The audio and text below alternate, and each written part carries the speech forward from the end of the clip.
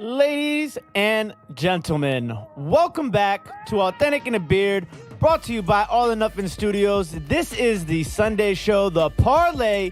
We have a special edition for you folks today. We will be breaking down both divisional matchup games today. We are fresh off of a 2-game slate from Saturday, and it should be a little bit more interesting today, hopefully, than it was yesterday. But thank you for joining us. Let me bring in the fellas, Mr. Awthentik, Mr. Scotty Booms. Welcome to the party. Scotty Booms, how was your Saturday football? It was pretty good, man. I caught a little bit of the first game. Didn't really catch any of the second game. I watched it on the replay, NFL, whatever it is, Game Pass this morning. Either game was as good as I thought competitive-wise, but, you know, best team won. And Mr. Awthentik? Saturday football was cool, man. Definitely went 0-2. A little bit polar opposite from my 6-0 last week. I think I was going with my gut a little too much this week. But unfortunate to see the Ravens fall there, man. That offensive line just gave up. J.K. Dobbins had a really, I'm going to say, interesting game. Missing blocks, dropping passes. I thought they had a shot late there, even with the backup quarterback in the game. And just seemed like that team didn't want to rally around the quarterback position, man. But pretty good day of football, man. I mean, I think that the Bills-Ravens game was a little bit boring, but that Rams game was definitely pretty interesting early out. Kept it to a one-score game pretty much throughout, and then they took away in the second half, kind of like Bucs versus Washington kind of seemed like. But, yeah, all in all, pretty good. I'm hyped up for today's games, yo. Yeah, I am very hyped up for today's games for sure. I think we're gonna see some high scoring action today with the Chiefs and the Browns and the Saints and the Buccaneers. It should be fun. Let's say some hellos to some people in the chat. Thank you to everybody who is watching us right now on YouTube, Facebook, Twitch, and Periscope. Don't forget to hit that thumbs up while you are here on YouTube. It helps get us out to the YouTube universe. Big facts. Shout out to the man, Nick the Wick, who is saying what's up to Sugar Tots. What up, Nick? Mr. JMO, what's going on? Two shots in the building one time. How you doing today, brother? And there he is. Sugar Tots. Shots. Drinking a little early today, it looks like. Yeah, that's facts. Mr. Tank, a.k.a. Sir Knock, what's going on, brother? How you doing? Man? What's up? ABC, DEF, has Charles Woodson won MVP? I do not think so. No, I don't think so either. He's a Hall of Famer, though, right? If I'm not mistaken? Should be, yes. Oh, is it this year? Is he going in this year with Peyton? He might. No, it's been way more than 5 years since he's retired. I'm tripping. He was the first ballot. He must have been. He's one of the best defensive backs of all time. Yeah, he got it. Yeah, he was definitely that guy. What's going on Sunday? Thank you for joining us. As always, we appreciate it. Holding us down in the Chizat. And let's see who else we got in the building today. Mr. Waterfly. I was reading this before we went live. Feel the rhythm, feel the rhyme, get on up. It's football time. Man, Cool Runnings. Great movie. Never gets old. Great movie. It's just full of classic. John Candy. Yeah, John Candy was the man. Tell me what you see. I see. Sanka, you're alive, man. You're dead, man. No, man. No, man. I'm feeling dead today, man. I just woke up like 10 minutes ago. Bro, I was up yesterday at 4:45 in the morning. I went to the flea market. I was at the flea market probably from like 5:50 till probably like 8:30, and then drove back to the city, dropped Josie and her dad off, then drove to Ma Duke's, unloaded. We picked up like 70 pieces, filmed a video, then, did some packing. I had to pack 6 orders, took those to the post office, flew back to D.C., flew back to D.C. on the PJ. Yeah. And then I watched both games of football. Then I went to Josie's, edited a video, and at that time it was like 12:30, 1 o'clock in the morning. I was like, I gotta go to sleep. Yeah, that sounds like a long day. Long day. Good day. Cernox says Capitals and Penguins at noon. Pre-NFL teaser. Who y'all got? Capitals. Come on now. We're undefeated. 2-0, baby. This is I think this is Ovechkin's last year in his contract. It'll be interesting. Yeah. That was a great deal. It was like a 12-year deal or something when he got it, right? Worth every penny.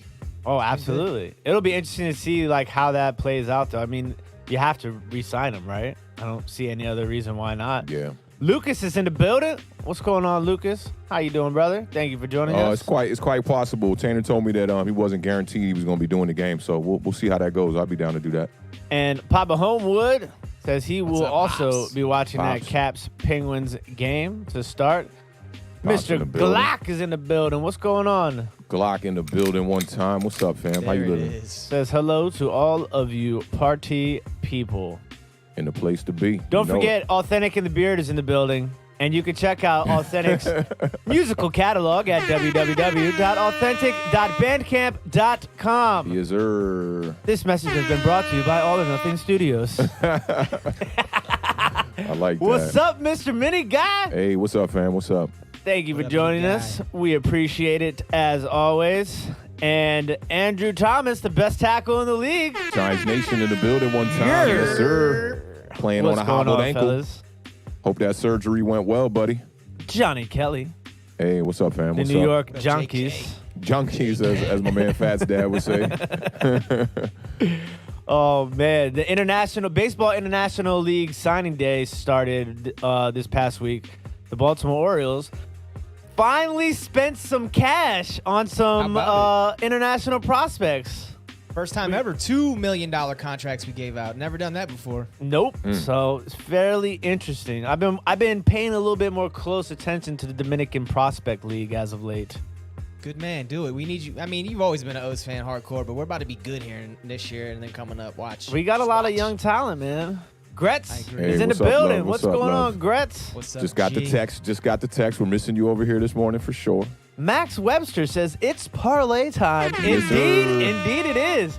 Simon's here. What's up, fam? What's going on, Simon? Thank you for What up, joining us. Simon? We appreciate it. Demon.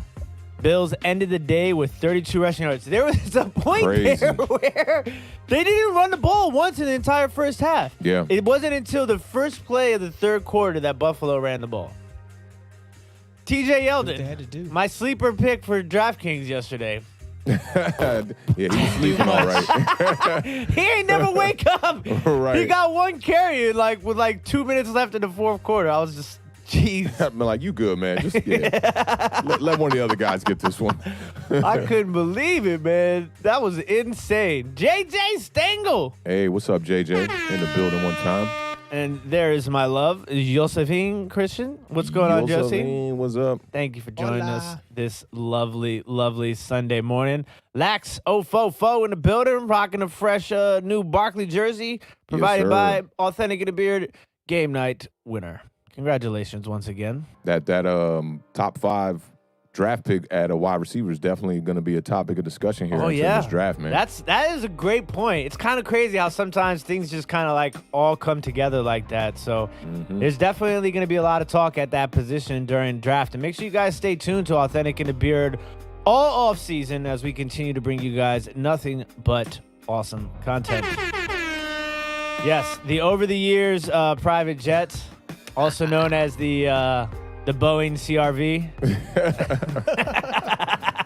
Who's the pilot is the question. Oh, I'm pilot. Oh, you pilot and you I'm riding. captain.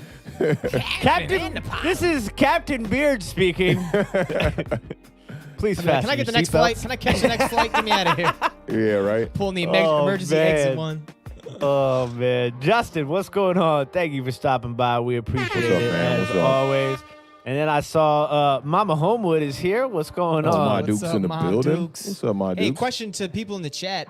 Do they keep parachutes on commercial flights? Because me and Authentic had a debate probably like 5 years ago now. And Authentic's like, oh, if I'm in a plane that's crashing, I'm not going to die. I'm going to find that. I'm going to jump out the window. Scotty! Oh, One of our yo. inside jokes. You remember that? Yeah, that's was what like, I'll they do don't when I keep 'em? jump out the plane door. Scotty! I was like, they don't keep them Like, on he commercial made it. flights. Authentic's like, I'm not going down. I'm not a sheep. I'm not going to sit on the plane as it goes down. Right. That's a It's go-getter panic. right there. I'm That's going to find me a go-getter. way, find me some bed sheets, something. I'm making something.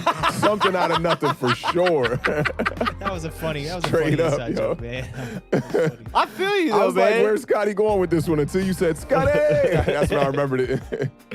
Oh, man. Kyle Key, you and Cernock. I mean, what's going on with the Houston Texans? It is not they're having a bad off-season start. What did Watson said? I'm not coming back. Did he actually say that? I don't know, but I know that he's got a lot of beef with them. Like, okay, this is the thing. Like, you know how in basketball it's a little bit different. Like, in basketball, players have a lot of clout, right, in the NBA, as far as like, yo, I want to move. Like, 9 out of 10 times they get moved. Or, you know, they come to LeBron before they hire the head coach, right? So Deshaun Watson said, look, I want you guys to interview Eric Bieniemy. They didn't even just like not interview Eric Bieniemy or request an interview. They just ignored Deshaun Watson's request, period. Then he asked him to interview the San Francisco's defensive coordinator who just got the Jets job. Same thing. So Deshaun Watson is livid right now. And we can't blame this on Bill O'Brien anymore, right? Like, we can't blame it on him. Just a whole it's a mess over there. Set him up for a disaster for sure. But absolutely. Yeah, it's been a while. It's been a while. Now y'all got to start taking care of business over there. I don't know what they're gonna do. I think they'll get back. I mean, Deshaun Watson just got to get on the same page as the ownership and organization. It's clear that they're not taking his advice. So just lace him up, get out there and go ball, man. It'll be interesting to see who they bring in as offensive coordinator. I mean, as head coach. Yeah. Maybe I know a lot of there's still a good handful of teams left with coaching vacancies, right? Philly, Houston, Chargers. There's one more, right? Is there one more? Yeah, I can't remember. I can't remember off the top of my head. But, like, I know a lot of people are going to be going. Lions. Good one. Because the Falcons hired Arthur Smith, whose dad is a minority owner in the Washington football team. He is the creator of FedEx. He's a billionaire. He's a billionaire. Yeah. He was the offensive coordinator for the Tennessee Titans. That's who is the new head coach for Atlanta Falcons. And then the Jets got I don't know how to properly say his name. It's Slay, right? The defensive coordinator from the San Francisco 49ers. Saleh, that's what it is. Saleh. I don't know he where looks I like an came MMA fighter, doesn't he? Look like an MMA fighter, like a real square jaw. He's got his hair cut. He's an intimidating looking guy for sure. And then the Jacksonville Jaguars, Urban Meyer. Yeah, that's awesome. Talk about a splash. I think listen, I posted on Twitter the other day. I was like, Urban Meyer's never had a losing season as a head coach in his career ever. How many of those games were in the NFL? None. Right. Okay. So brand new ball game. And it is a brand new ball game. And I think there's only been 3 head coaches who have ever won a national championship and a Super Bowl. You guys know who those 3 are? Pete Carroll. That's one. Who else in that mix? Yeah, I'm not sure. Barry Switzer and Jimmy Johnson. Oh, yeah. I should have known Jimmy Johnson. Yeah, Barry Switzer right after him, too. Yeah, so. They should just get that one to Jimmy Johnson because he lined that up for him. That was his team. Yeah, his team all the way. Yeah. Sure it was. Waterfly's in the building, says like and subscribe. Thank you, as always, Waterfly, holding us down. Mr. Worldwide Will. Hey, Wilson in the building. What's up, fam? How you living, If you guys man? are not subscribed, make sure y'all head over to my man Worldwide Will's YouTube channel and check out his music. Yeah, I got a couple beats on that last one he put out. That would be awesome. Who else we got in the building that just jumped in? I think I saw Sabrina in the building. Yeah, Sabrina's in the building. She said that they're trying to repair that, and owners tried to apologize, but yeah, not repairable. We'll see, man. We'll see. It is going to be an interesting situation. And Josie says we did not win the lottery. I don't know if anybody won last night. I double-checked my numbers this morning. We did not win the lottery. Was it Power or Mega? Power was last night, which was like 650 million. And I think Mega Millions is Monday. And that's like 800. I already got that, though. So you can stop buying tickets, everybody, because I already got the winner sitting out in my living room now. So just save your money. Keep it in your pocket. I have already purchased the winning ticket for that. How many tickets did you buy? Just one, just $5 or no, $10. So 5 numbers, I guess. $2 $2 a line, right? Got it. All right, it's time to talk playoff football, ladies and gentlemen, and we got 2 games on the slate for you today. The first game will be kicking off early this afternoon. I believe kickoff is at 3:05. It is the Cleveland Browns, who are 11-5, at the Kansas City Chiefs, who are 14-2. The Kansas City Chiefs are 10-point favorites. The over-under is 57 points. Authentic, tell me what you got. I got a lot. Y'all know how I do for these. Y'all know how I do I for like these. that. Somewhere I got in a here we'll lot. take a break. Maybe around offensive line we'll take a break. But I think the Browns' formula here is going to be to try to get out to a big lead the same way they did against the Pittsburgh Steelers, and I still don't think it's going to work. Can't forget last year the Chiefs up against the Texans. I want to say that was the divisional round. They were down 24-0, and yeah, we know how that turned out. I think it's going to be an interesting matchup of running games here, man. You know, no Clyde Edwards-Helaire. We just talked about that off air. And y'all know Damian Williams opted out because of the COVID situation at the beginning of the year. That's why they went out. They got Le'Veon Bell kind of to be like a bit of a security blanket. I think he's going to have to step up. Who's the other? They have the other running back, Williams, who is going to play a lot now too behind Le'Veon Bell. It's Darrell Williams, right? That's his name. I'm not too sure. I think it's to be Darrell honest. Williams. Yeah, so he's another one running back wise. Yeah, I'd look for Le'Veon Bell to get a good bulk load of the carries in this game. Him and Clyde Edwards-Helaire both averaged over 4 yards per carry, which I think that could get it done. You're gonna have to run the ball a little bit just to kind of set up the pass. Chiefs lead the league in play action attempts too. They were fifth in the league with 180. That's a bunch. But the Browns running game, we know they're predicated on the run. That's their identity.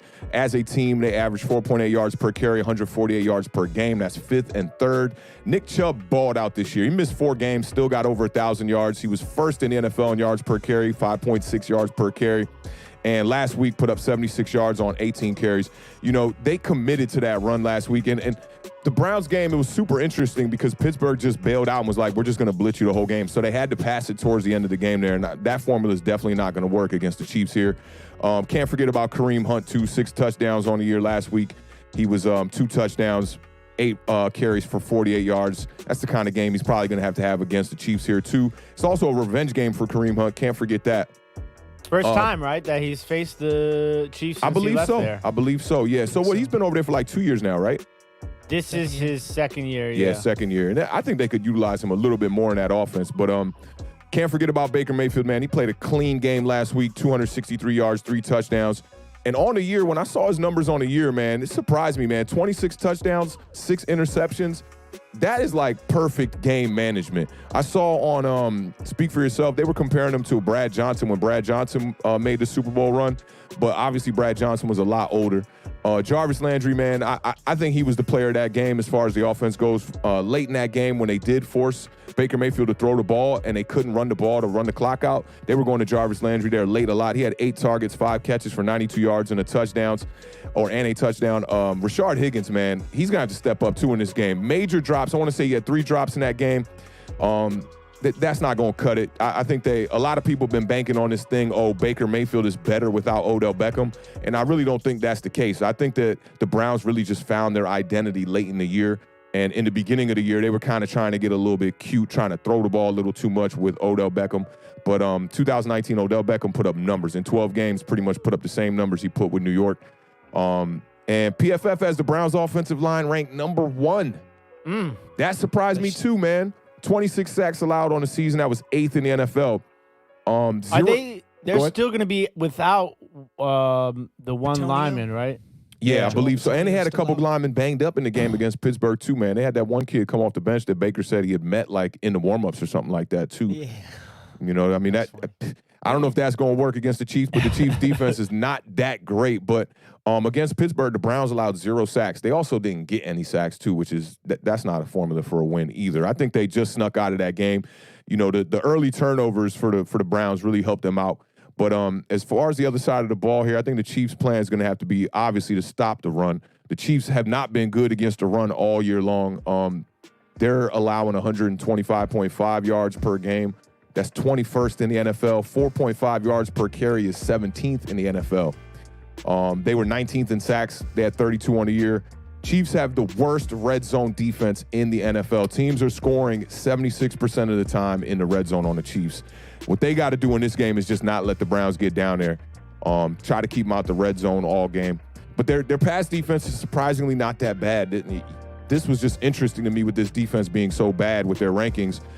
They blitz on 39% of their snaps. That's 9th in the NFL. They have the 5th lowest completion percentage allowed at 62.6.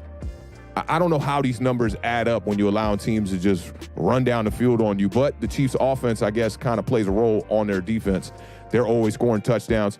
Their defense was also tied for 5th most interceptions. They got 16 interceptions on the year. Now, go ahead if you want to interject. No, here, I was just going to say it was interesting about the red zone defense for Kansas City because the Browns are actually really, really good themselves in the red zone against a bad red zone defense. The Browns are scoring touchdowns on 74% of their red zone trips. So that red zone is going to be super important for Cleveland because there's not going to be a lot of, matchups in this game as far as, one side versus the other side that the Browns are actually, statistically better at than Kansas City. So that's something that they're definitely going to have to take advantage of. That red zone percentage for the Browns must be near the top of the league because I think Buffalo was number 1 at 80%. So that must be like top 5 in the NFL. Yep. Is it touchdown percentage or just scoring percentage? Touchdown percentage. Mm-hmm. Good God. Yeah, it's crazy, bro. It's really crazy. But I talked about the Chiefs' game plan, last year, actually, when the Titans came into that game. I want to say that was the Divisional Round 2, very hot after beating the Patriots and after beating the Ravens. Both teams couldn't stop the run. And I talked about Derrick Henry's numbers in both those games. It was over 180 yards rushing in both games. He had 11 first downs in that game against the Patriots. But then when they saw the Chiefs found a way to stop that run. He only had 69 yards against the Chiefs. And I think it's the same kind of formula here going against the Browns. You're going to have to just stop that run, and Patrick Mahomes will take care of the rest. I think the interesting thing about the AFC, we kind of talked about this a little bit, is a lot of young quarterbacks, man. You got 4 young quarterbacks. All of them are under the age of 26. Patrick Mahomes is the oldest at 25. That's crazy. It's really crazy. I mean, and the AFC's been balling out. You got teams that didn't get into the playoffs at 10-6 with the Colts. I think it just shows where the league is kind of going, And in the NFC, you got all these OG quarterbacks still alive here. You got Drew Brees. You got Tom Brady. You had Aaron Rodgers. AFC still have Phillip Rivers trying to get in the mix, but you see how that goes. The last OG, and then Ben Roethlisberger got knocked out real early against Baker Mayfield. So I think a lot of the NFL now is leaning towards this younger quarterback vibe. And Patrick Mahomes, man, definitely at the top of it. Against this Browns defense, I think he's going to have his way, man. Chiefs offense is 6th in points per game. They're 1st in yards per game. They got 15 touchdowns over 20 yards. Oh, I'm sorry. Yeah, they got 15 touchdowns on passes over 20 yards. That's 1st in the NFL. I know a lot of people been mentioning Patrick Mahomes being a little bit cold coming into these playoffs. He's got 4 of his 6. He's only got 6 interceptions on the whole year, and 4 of them happened in the last 4 games. He's been sacked 7 times in the last 3 games. Only was sacked 24 times on the year. That's 5th in the NFL. And I think, even though the Chiefs have probably one of the greatest weapons at quarterback, Patrick Mahomes is one of the unicorns at quarterback in the NFL. Every quarterback needs weapons. I've been preaching this and hammering this all year long. Even Patrick Mahomes needs weapons. And he's got probably the best weapons in the NFL, man. Travis Kelce almost led the league in yards at tight end. He had 1,400 yards, 11 touchdowns. Tyreek Hill been balling out. He went over 1,200 yards, got 15 touchdowns. And then the Chiefs have 3 other wide receivers with 400 yards or more. Sammy Watkins is not going to be playing in this game, but Mecole Hardman, Demarcus Robinson, those guys are no slouches. Browns defense, the pass defense was 22nd in the NFL. I mean, that says it right there. The Chiefs should be able to have their way. The Browns defense, I feel like with the personnel that they have, it's a bit underwhelming. And, to have 0 sacks last week on a quarterback who's 38 years old and passed it 68 times, to have 0 sacks, that was a very interesting number for me. And then Browns allowed 34 first downs to the Pittsburgh Steelers. They come into this game tied for 15th in sacks, which, again, I just think is underwhelming. Olivier Vernon had 9 sacks on the season, so I don't even understand how, as a team, they had 15 sacks. It just doesn't make any sense to me. B.J. Goodson leading this team in tackles and interceptions, I don't think that's a good thing. I want to say he led the team with 2 interceptions. So we need to see a bit more out of that rookie, not the rookie cornerback, but the first-round cornerback. Denzel Ward. Denzel Ward, who got drafted number 4 after they picked up Baker Mayfield. And, this Cleveland defense is also allowing 22.2 points per game. 369 yards. I just see the Chiefs having their way with them. And I think the number one key to victory is number 15. I mean, they got Patrick Mahomes. This should be a pretty easy victory for me. I'll go ahead and give you my pick right now. I'm going to take the Chiefs in this game. I think it'll be 38-19 Chiefs. Not even so that. Easily That's covering that 10. Yeah, easily covering the 10. Does that hit the over too? What was the 57 over is the in this over? game? 57.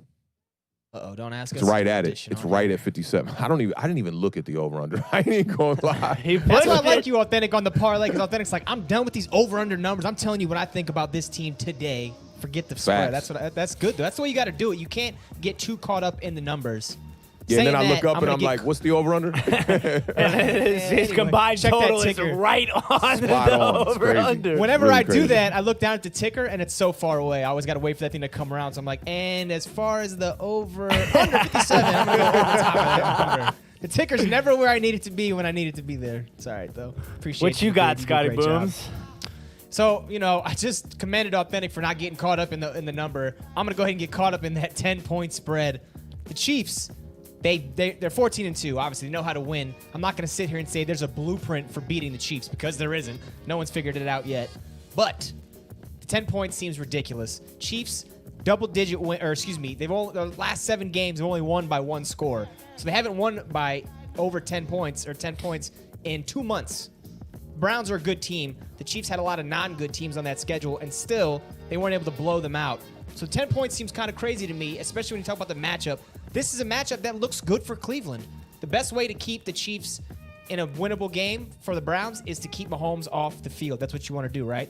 How do you keep him off the field? You keep the clock moving, you run the football. Facts. Authentic harped on it. They got to stop the Browns' run. But Chiefs defense, nothing to write home about. Browns, arguably the best backfield in football. We know they've got the great offensive line. So if they can do that and keep Patrick Mahomes on the sideline, that bodes well for Cleveland, at the very least keeping it to a close game. So I'm going to take Cleveland plus 10. We got to talk about the weapons over here. The Chiefs are just about an undefendable type team. We talk about the talent they got. Tyreek Hill on the outside. They call him the Cheetah, maybe faster than a Cheetah. And then obviously Travis Kelce, like Authentic was talking about. Kelce broke the record for tight end receiving this year. He broke George Kittle's record from a couple years ago. But he's actually on the hottest streak of his season right now. Since Hey, week Scott, 8, you see this? You see this right here? sweep the leg. There you go. Right. Sweep the leg. Cobra That's from Kai. Karate Kid. Cobra That's Kai, a good baby. one, yo. Since week 8, Travis Kelce's averaging 114 receiving yards per game. That's That's insane. absurd numbers. You got a tight end like that who's working the middle of the field, and then a Tyreek Hill who's faster than anybody in your entire roster. Immediately, you're going to have mismatches. Then you got somebody like Patrick Mahomes throwing the football. It's almost like it's a pick your poison type of thing, which is why the Browns' best bet today is to keep their offense on the football field. Kelce's the kind of guy, when you have a Tyreek Hill, it makes his job easier. He in the soft zone coverages, he finds his little spot, he sits down. Mahomes always finds it to him. If they're playing man, Travis Kelce's going to beat any safety in a one-on-one race pretty much over the top, and he's got the size advantage. So when it comes to that, it's almost undefensible, like I was just saying. Cleveland's going to have to run the ball. Keep Patrick Mahomes off the football field. It's the 5th time I've said it. I'm going to say it 6 more times. The Browns, Yeah. they rank 28th against the tight ends this year. So the Chiefs can probably go any way they want to go, but look for Travis Kelce today to have himself a big game. Browns are going to run a lot of cover 4. That's what you have to do against the Chiefs. You got to have 2 high safeties, prevent the big play. That bodes well for Kelce as well. Opens up the middle of the field a lot. It forces that safety to make a tough decision. If I'm the Browns, I'm going to play a tough man on the outside. I'm going to get physical with these receivers, try to bump them off their routes. I don't want the early separation. That's what's going to kill the Browns today. If the Chiefs get early separation from their receivers and their tight end, they're going to run all over the football field. It's going to be a blowout. So hopefully Denzel Ward can get a little bit physical with Tyreek Hill, shuffle him around a little bit. We know he's not a big guy. If he gets his hands on him, that might give the Browns a little bit of chance to slow the Chiefs down on offense. So give me the Browns plus 10. I do think the Chiefs will win, but I don't think it's going to be by more than 10 points. That spread seems a little wonky to me. I'm going to go under 57, which will give the Browns a chance in this game. So give me Browns plus 10 under that 57 over-under spread. I like that point you brought up about how Kansas City stretches the field and opens up things for Travis Kelce. You know, that's something that I really want the Giants to take a page out of their book from. You know, it's like when you got a wide receiver like Tyreek Hill who can really run those fly routes, those deep posts, those fade routes like that, safeties have no choice but to back up. And if you're playing in a zone defense, I'll take Travis Kelce one-on-one against the zone with linebackers or man-to-man any day. And that's why he eats the way he does, man. I think that's the formula of how you truly build an offense, because even when they're not running the ball that effectively, Kansas City Chiefs I'm speaking on, it's still a recipe to get W's because you can just stretch the field like that and get a lot of open passes across the middle. Kind of reminds me of what the Cowboys used to do with Jason Witten. And it kind of just clicked for me as you were saying that. Like, I'm always like, Jason Witten was one of the slowest tight ends ever. Like, how the hell is he getting open? Des Bryant. Wide receivers like that who are really stretching the field. And even when they had Miles Austin, guys like that stretch the field, your safety's got to play back. Now you got a one-on-one matchup with a physical guy, physical tight end who's going to be able to bully these linebackers and be able to have his way with them. I definitely think that's a recipe for a W for them. Big shout out to Josie for the $4.99 super chat. Says, click the thumbs up. Happy Martin Luther King weekend. Oh, are we there already? Wow. Appreciate you, Josie. Appreciate it. Yeah, Monday. I still got to work tomorrow, though. I don't know. I guess we don't get off for those holidays. It's crazy. What kind of nonsense is this, man? Get a man a day off. Yeah. Come on, I need that now. No, but like you were saying, Authentic, you got Kelce. If it's going to be a soft zone, Tyreek Hill's taking the top off. Kelce finds that little spot. He doesn't have to do a lot more but sit there and wait, because Mahomes extends the play. He knows how to roll out of the pocket, and his accuracy is pinpoint. So if Kelce finds a spot, sits down in it, eventually that ball is going to hit him right in the chest, 85 miles an hour, and then he's going to make a play with it. So this Chiefs offense is just about as close to unstoppable as you can think about. Yeah. Shout out to Extreme 1296 checking in from Twitch. I'm watching real football. Liverpool versus Manchester United. Have a good stream. Appreciate you popping up real quick, fam. Yeah. Thank you. So, you guys touched on a lot of great points, and I think this is going to be a back and forth game. Not necessarily like touchdown for touchdown, like big play for big play.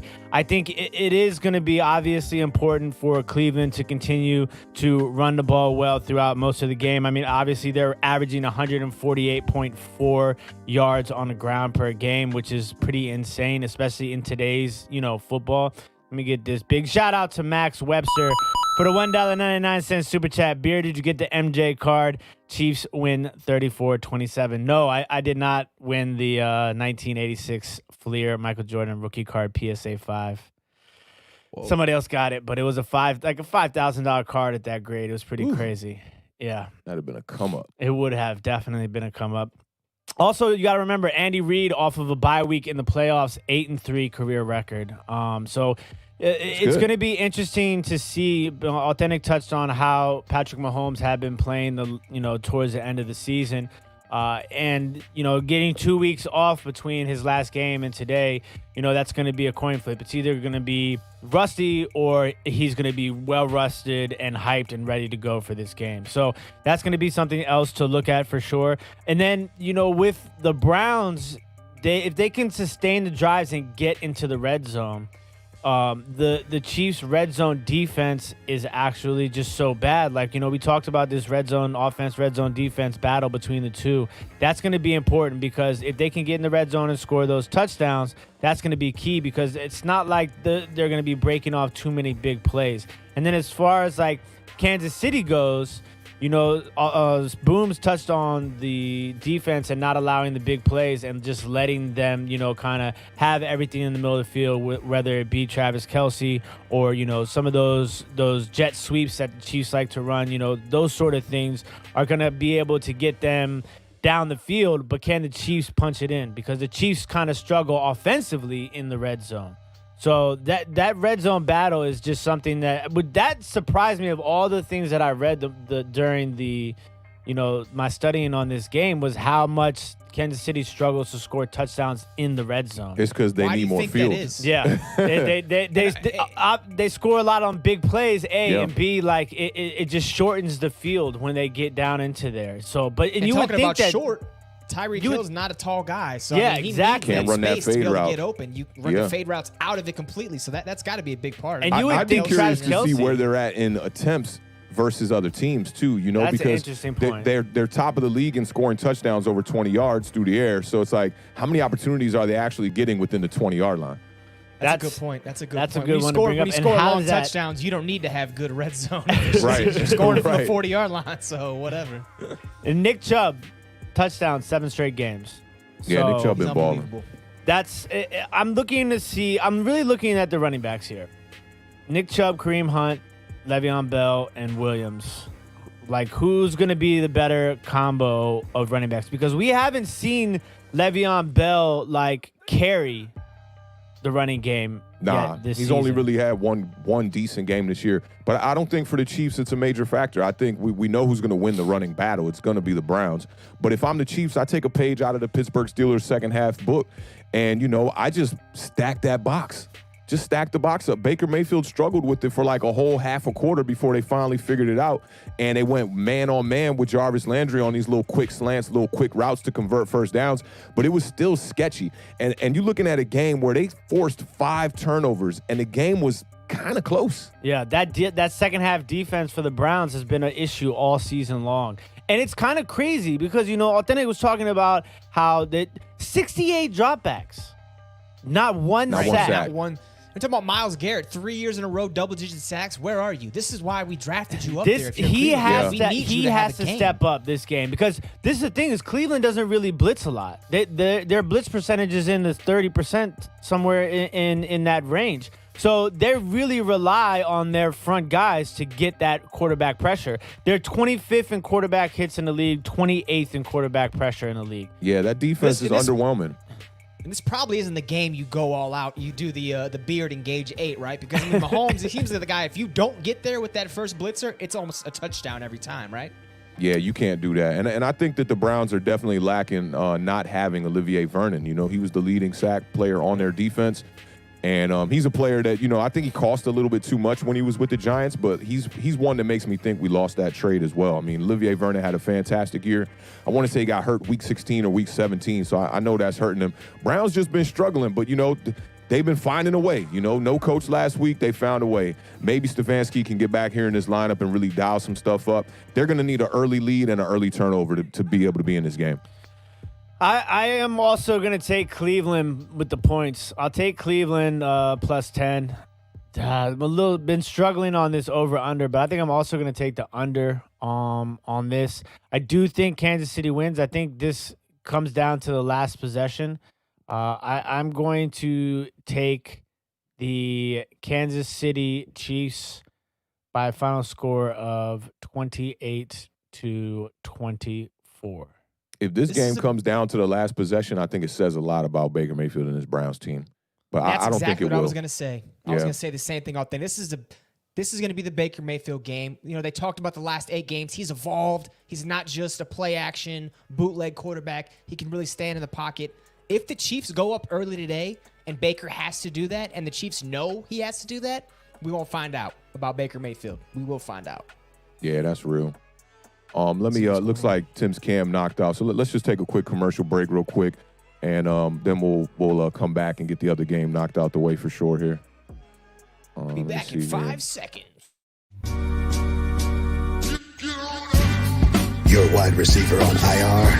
Aw, shucks. Your running back keep fumbling every week? Man, damn it all. Well, come chop it up with your boys. We are waiver wire tight. Awthentik and the Beard. Every Sunday morning, streaming live at 11 a.m.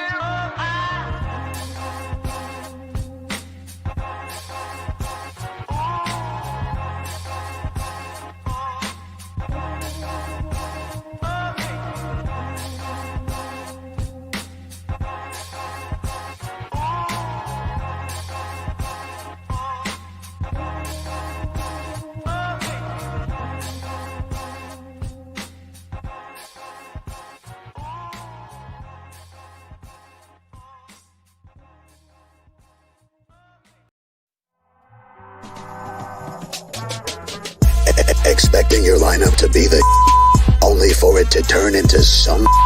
Well, we can help you rectify that situation. Come chop it up with your boys, Awthentik and the Beard.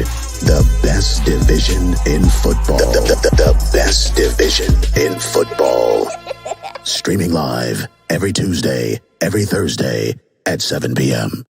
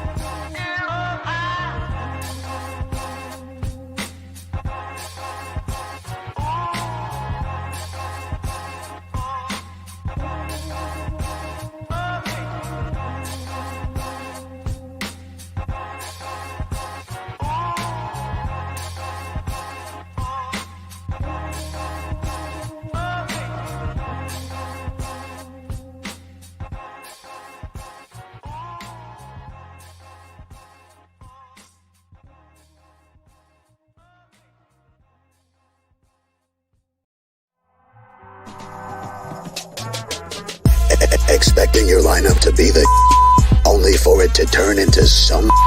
Well, we can help you rectify that situation. Come chop it up with your boys, Awthentik and the Beard. The best division in football. The best division in football.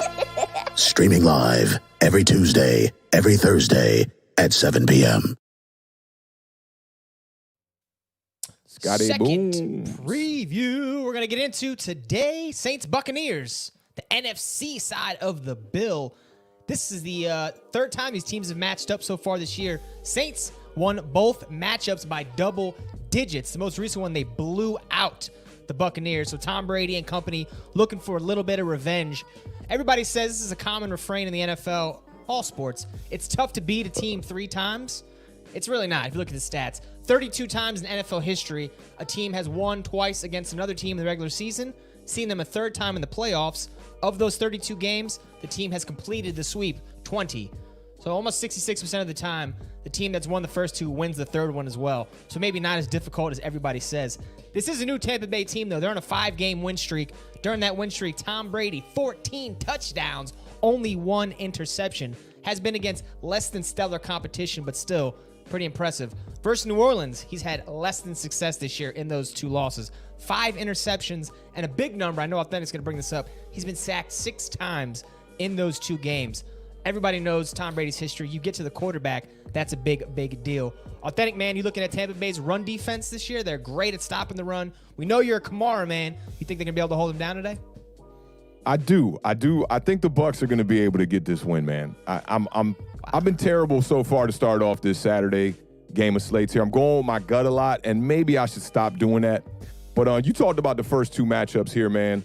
I think that was a very different Bucs team in those first 2 matchups. You know, we had week 9, you had Antonio Brown kind of coming off the street. He wasn't really quite ready to be in here. And as of late, Antonio Brown has been balling out. And you talked about Alvin Kamara. This is the crazy part. In those 2 wins, he surprisingly had a low output as far as rushing yards go and in the receiving game in one of these games. So week 1 versus the Bucs, he had 12 carries for 16 yards. I don't even know how they got the W with those kind of numbers. Week 9, he had 9 carries for 40 yards. In the receiving game, week 1, he had 8 targets, 5 catches, 51 yards. That's kind of what you expect to see out of Kamara.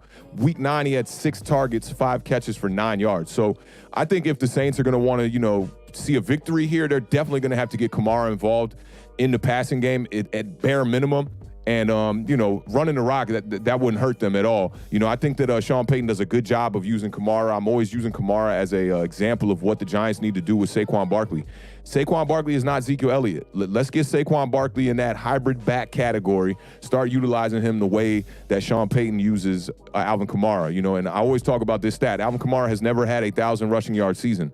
This year, he only had a 100-yard game. I mean, it goes to show you how they're using him perfectly. Durability is definitely a thing with Kamara because they're not giving him a crazy amount of carries. But let's talk about Tom Brady and his Bucs offense. I like how you talked about the teams playing the third game. And, odds show that the team who lost the first two should probably be able to get the win. Tom Brady has never lost to a team 3 times in one season ever, and we know he's been in the playoffs a rack of times. Yeah. This wide receiver core is worth the bucks. You like that little pun I did right there? Last week, I kind of jinxed Chris Godwin a little bit, talking about how he's been very reliable in the passing game, but he had 3 drops. I think on the show I said 7, but that was in 2 games. It felt like 7. It did, man. He was dropping everything in this game.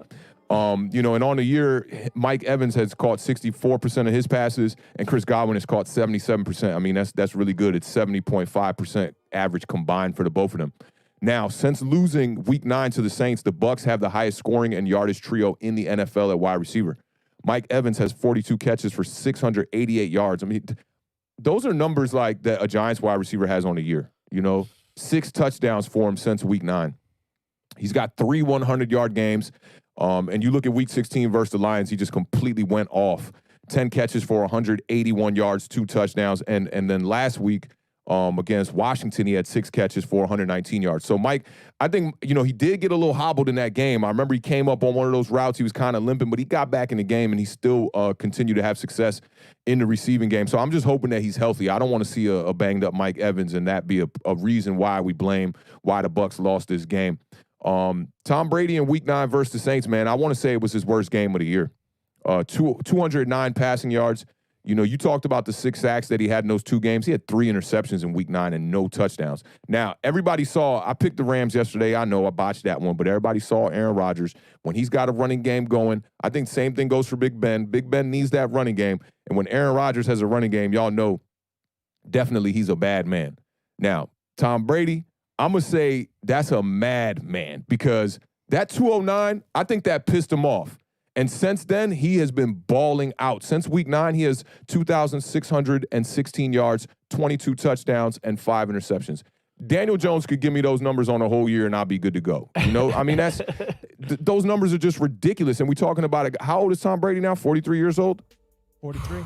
Yeah. Let's keep it 100, man. That's very impressive. I got to say, him and LeBron James are doing and representing for all the OGs across the world. He's got just 2 games in that span that were under 340 yards passing. He's got at least 2 touchdowns in every game and over 3 touchdowns in 4 of his last 8 games. So this is all after that Week 9 loss to the Saints. This is why I'm saying Tom Brady's a madman. He was like, "Oh, I'm about to show up now. Y'all think I'm old? I'm falling off the cliff, Max Kellerman? Nah, I'm about to show up here."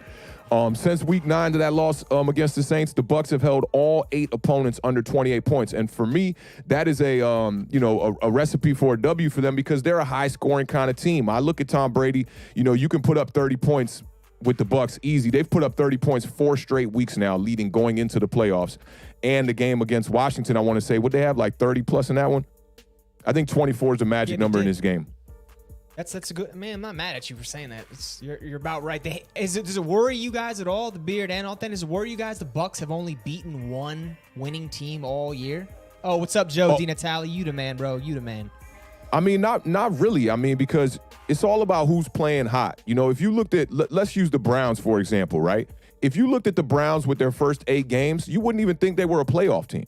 The Ravens blew them out Week 3, like 37-8. They were not clicking. It took them a while to get it going. With the Bucs, I think it's very similar. I mean, and I'm going to get to those wide receiver numbers, but I think that Antonio Brown is a major factor in this offense. Yes. He's a major upgrade from Scotty Miller at the dedicated slot position. And I just think that, the Bucs are striding. They're playing the right kind of football right now. Them Tom Brady numbers are ridiculous in the last 8 games. 22 touchdowns and 5 interceptions. I don't think there's a quarterback that's playing better football. Every game that the Bucs have lost, they couldn't get over 24 points. That's why I think 24 is the magic number in this game. So if they could just get over 24, I think it's going to be an easy dub for them. But the Saints defense is good. Saints have been top 3 on defense pretty much all year long. And I think if the front can get to Tom Brady, it'll help them and aid them get closer to a victory. But I think even if they get pressure, they're still going to have trouble trying to win this game. Defensive end Trey Hendrickson, he's 4th in the NFL. Oh, I'm sorry. It's his 4th year in the NFL, but this is his first year starting. He's got 13.5 sacks on the year. That's 2nd in the NFL for a guy that nobody was hearing about just a couple years ago. And this is his first game back from his neck injury. So it's going to be important to see how he is out there on the field, how he's playing, because he's going to be super important for that defense. Yeah, they're definitely going to have to generate pressure. And, I mean, that number is very impressive at 13 and a half sacks. I mean, for a guy who's coming off an injury, too. I mean, that's great for him. Second in the NFL. I forget who's first in sacks in the NFL. But is it T.J. Watt, maybe? I think it is T.J. Watt. I think it was T.J. Watt. Shout out to OGR Sports for the $3.99 super chat. Says agreed, authentic, and keep killing it, guys. Definitely. Hey, make sure y'all sub up to OGR Sports, man. Awesome Giants content creator. One of the mods, please drop his channel in the chat, man. OGR is definitely killing it, man. Got some dope videos over there. Let me get this. So I just want to touch on that Antonio Brown, talk, because it's crazy, because he had only had 3 practices leading up to that last matchup that they had, the Saints and Tampa Bay. And, Brown has scored a touchdown in 4 straight games. Yeah. So it's super important for him. I mean, between Antonio Brown and Godwin, they have 5 touchdowns each since week 15, which is tied for the most in the league right now with Stephon Diggs and Devontae Adams. So the play of them two is going to be super important. Also, mostly because you're going to have to watch that Mike Evans and Lattimore matchup. That's going to be one to keep your eye on. So Lattimore and Evans lined up 72 routes in front of each other in their previous 2 matchups this season. Mike Evans has 0 catches on 6 targets on those 72 routes.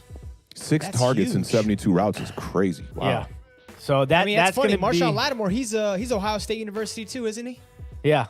So that's going to be him and Denzel Ward, man, 2 Ohio State corners. They got big plates today. Yeah, it's going to be an interesting matchup, and I think that's definitely one that you have to keep your eye out on. And the points per game on these 2 teams are so close too. So Tampa Bay is averaging 30.8 points per game, and New Orleans is averaging 30.1 points per game.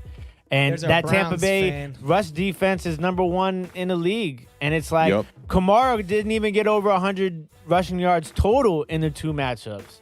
So it's like, I think I'm going to go, I said it in the last game, I think the running game is going to be super important for both of these teams in this matchup. I mean, Kamara barely got over 50 yards. Yeah, it was a 60 and 40 on one, right? 60 and 40 and 16. 16, not 60. Yeah. So it's going to be an interesting matchup. I think the over-under on rushing yards for Alvin Kamara in this game is 60. And I'm going to take the over. It's a playoff game. And total scrimmage yards over-under from Kamara in this game is 99. And I mean, I think I'd take that also too, right? So there's a lot of interesting prop bets in this game, but the run game is going to be important. Are we going to see Ronald Jones? I don't know. They said he's healthy.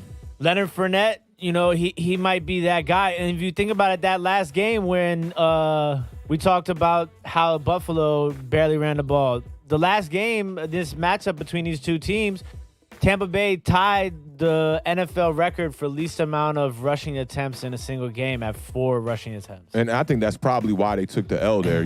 They've learned from their mistakes, and they relied heavily on Fournette in that game against Washington. I think he was a key factor in the reason why they got the win. It's an interesting matchup, and the way that these 2 teams match up, Tampa Bay's offense is number 7 in the league overall. New Orleans defense is number 4 overall in the league. New Orleans offense is number 12 overall, and Tampa Bay's defense is number 6 overall. So Todd Bowles, he's right. great. Both sides, he's amazing. His favorite. He likes pressuring the quarterback, and he likes taking away the short stuff. And Awthentik mentioned how getting to Brady could be a big deal, but at the same time, Washington sacked him 3 times, didn't really mean a whole lot. Eli Manning was great at this. Peyton Manning was great at this. Brady's great at this. They take sacks that don't kill their drives. When you take 12-yard sacks, that's where your problems are, because then that drive's immediately done. Even if it's first down, now you're looking at 2nd and 32, 2nd and 22. It's over. When these guys take sacks, 2, 3, 4-yard sacks, the ball's not getting popped out. They're not fumbling the rock. That's a huge when it comes to preserving drives. In the playoffs, every drive is precious. You can't afford to take those drive-ending sacks, and those guys don't do it. And we also didn't talk about this. No Taysom Hill for the New Orleans Saints. Yeah. No Latavius Murray for the New Orleans Saints. Like Taysom Hill, say what you want to say about him, but when he comes on the field, he makes plays 90% of the time, right? Yeah, you got to leave that 10% because sometimes looking at him like, bro, what are you doing here? 100%. Right, and I literally, as soon as I was about to say that, I was like, I got to pick a percentage here because there's a few of those plays. And last week, when he was getting ready to throw the bomb that was wide open, and waited too long, and it was a fumble. So but at the same time, it's like that other percentage of the time when he does make plays is important, and it just schematically you have to really take into effect what you're doing defensively when you have Taysom Hill on the field. Now that you bring that up, go ahead and get that super chat. Shout out to Simon for the $5 super chat. I went 100% in my picks last week, and I'm 100% so far this week. I got the Browns and the Saints today. Oh, you about to go 0 for 2, cuz. Nah, that's dope, man. Are you taking that 10-point spread, Simon, or are you taking the Browns straight up? Because if so, you are the man. That's impressive. Yeah, I think he's taking the Browns straight up. But I want to circle back to Antonio Brown and this receiving core, too. Antonio Brown really got it clicking right at the end of the season in his last 8 games here, and I talked about a lot of stats that happened after week 9 and talking about Tom Brady being on a mission here. Now, Antonio Brown, since week 9, has 44 receptions, 501 yards, 5 touchdowns. You talked about a touchdown in his last 4 games. He got 5. And Chris Godwin, 42 catches, 599 yards, 6 touchdowns since week 9. So, this offense they're on a tear. They're on a mission here. And I just don't think this is going to work well for the Saints defense. Let me give you another little pun real quick, too. But the buck doesn't stop there. You like that, right? How many ways can we use the word buck? You like that, right? I love it. I don't know. That's borderlining dad joke status almost. Yeah, but the buck don't stop there. These are, you got to get them cheesy puns here. But look, Jason Pierre-Paul, 9.5 sacks on the year. Devin White, 9 sacks. Shaquille Barrett, 8 sacks. And Ndamukong Suh, 6 sacks. That's 4 players that make up 32 sacks on the Bucs. So this front four is definitely going to be bringing pressure on the quarterback today. And strong safety Antoine Winfield has 3 sacks on the season as well. So the Bucs are 4th in the NFL in sacks with 48, but the Saints are right up there with them. They got 45 sacks on the year. They're 8th. Scotty talked about Washington getting a little bit of pressure on Tom Brady last week with the 3 sacks. The Washington football team came in with 48 sacks on the year. They were 5th in the NFL. And in that game, it almost didn't matter to me. Yeah. Now, where the Saints have an upgrade is in the cornerback department. Their cornerbacks are a lot better with Jack Rabbit on the opposite side than the Washington cornerbacks are. So I do think that'll present a little bit of trouble for Tom Brady. I just think the question here is do we think the Saints can generate more pressure than Washington did? That's a big one. That's a big one. This is the thing is that I think they will be able to because, Alvin Kamara is the number 1 guy, right? But you can't undervalue what Taysom Hill and Latavius Murray do to the rotation of that run game. And I think that without having, a successful run game, it opens up the door for more pressure on the quarterback. And I think that that's something that you'll have to keep your eye out on today. Yeah, that's real. I see Kalen Dragon. Yeah, he's going at you, Authentic. Yeah, I think Kalen Dragon was coming at me on Twitter, too, when I picked the Browns to beat the Steelers. We saw how that one went, right? Where's AJ Ford at, man? Where's Suge Knight at? Yeah, right? My bull. Nah, shout out Kalen Dragon in the building one time. Hey, we'll see, man. I think this game is going to be a close game. I don't think this will be like some crazy blowout by the Bucs, but I got to present my points of why I think the Bucs are going to win. That's just what it is. And that's the thing. You said you pointed out a couple times, this is not the same Buccaneers team that we saw the first 9 weeks of the year. And with the Browns, everyone was like, Browns, they're fraudulent. This is not the same Browns team we saw the first 8-9 weeks of the year. So right. You got to respect what they've done. NFL, what have you done for me recently, League? And both these teams are playing their best football right now. And you know what a lot of that is you have the talent on the roster for both of those teams, right? It's clearly there. The talent is there. Both teams, kind of bring in, Bruce Arians is in his 2nd year, but bringing in a new quarterback to basically run that offense. Brown's got a brand new head coach. Baker Mayfield's 3rd head coach in his first 3 seasons, and you have the no off season. So, it takes a little bit of time for all that talent, new and existing, and the systems and the coaches and everybody to kind of get on the same page. And what you're seeing all of that starting to click. And you saw it start to click, late in the season. And right now, as Scotty Boom said, at the most important time of the season, and that's the playoffs. Yeah, that's definitely real. I see Nick DeWick talking about what Bad Dog and Entertainer be talking about with Janoris Jenkins on their when they do their play-by-plays. I didn't want to highlight it, but it's for lack of a better word, it's poop fondue is what they used to call Janoris Jenkins, right? It's two things that I hate that they do on their broadcasts, and that was one of them. Calling Janoris Jenkins garbage, for lack of a better word here.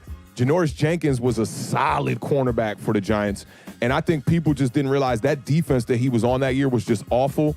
And the second thing that I hate that they do in their streams, I can't wait to rap the Entertainer about this, is when they say, blame Jason Garrett. They got a running joke that's like, blame Jason Garrett, blame him, if the Bills lose their game or whatever, or if, a team that has nothing to do with Jason Garrett loses, they'll be like, just blame Jason Garrett, because a lot of Giants fans like to blame Jason Garrett. But we got to keep it 100. Jason Garrett has been absolute garbage this year. I'm looking at the Giants to move on. I don't think it's going to happen this year, but they can't give him 2 more years. But, I don't think he gets a head coaching job, right? I don't know. I mean, it surprised me when he was getting interviews, bro. Right, they why said would he was the he? number one candidate for the Chargers. He was in Dallas with all the talent in the world. He couldn't win one playoff game. Then he goes to the Giants, and Daniel Jones does not take a step forward like a lot of Giants fans thought he would this year. I mean, he's not deserving of an interview for these coaching vacancies. No way. So we must have hit 50 likes on the stream. Shout out to everybody who's here watching and has liked the stream, because Waterfly has hit us with a $2 super chat.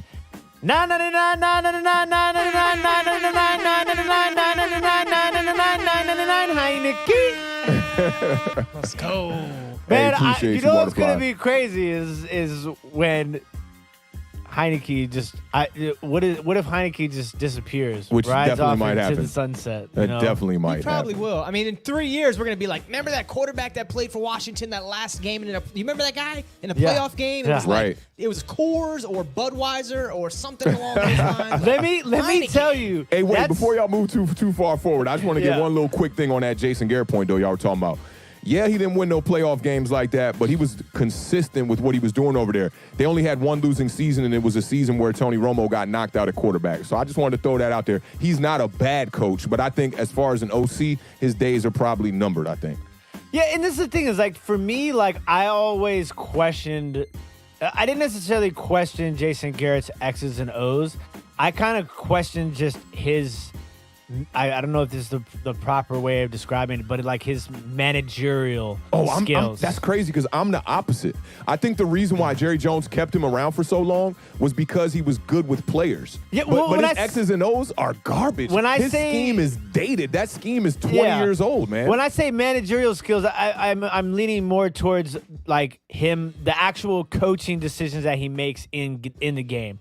And for me, that's why I think it's so weird that the Chargers would like to bring him in, because the Chargers and their fans had all that stuff to say about the way Anthony Lynn handled their games, and then you want to bring in Jason Garrett. That, to me, that makes absolutely no sense. I don't know, man. Anthony Lynn was doing some Madden stuff over there with the Chargers as far as like situational play calls and like going for it on fourth downs.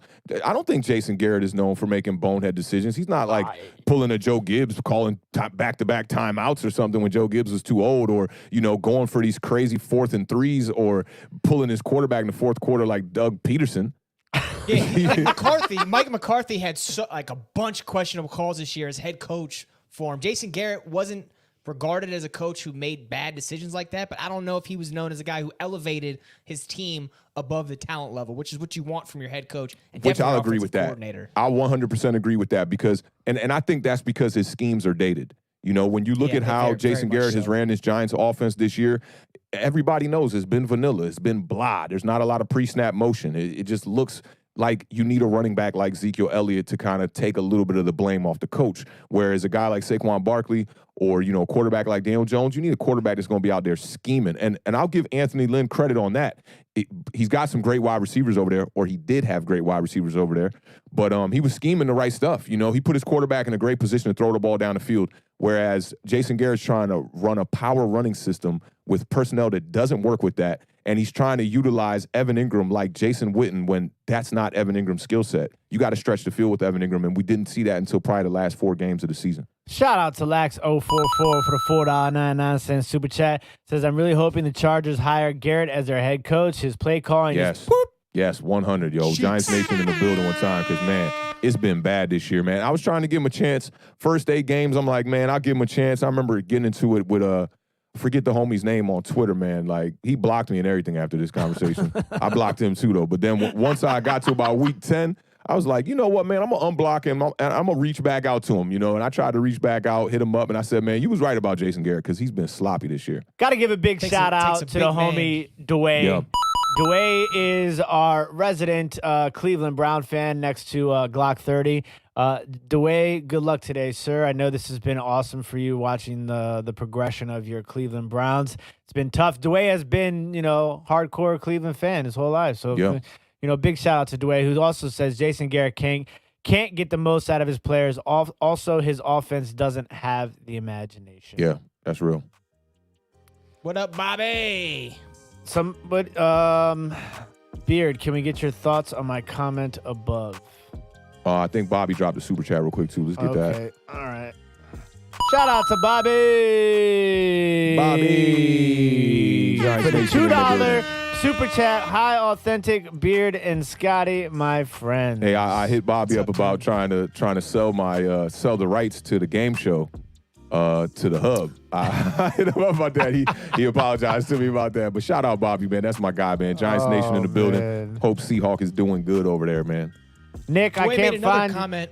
your question, so put that in the things. chat again, and then I'll get to it. And then let me get to that Dwayne comment that you were bringing up. This is an interesting one because I know Awthentik likes Anthony Lynn. I didn't think he did a great job, but they're discounting the fact that his quarterback had the best rookie season for a quarterback in NFL history.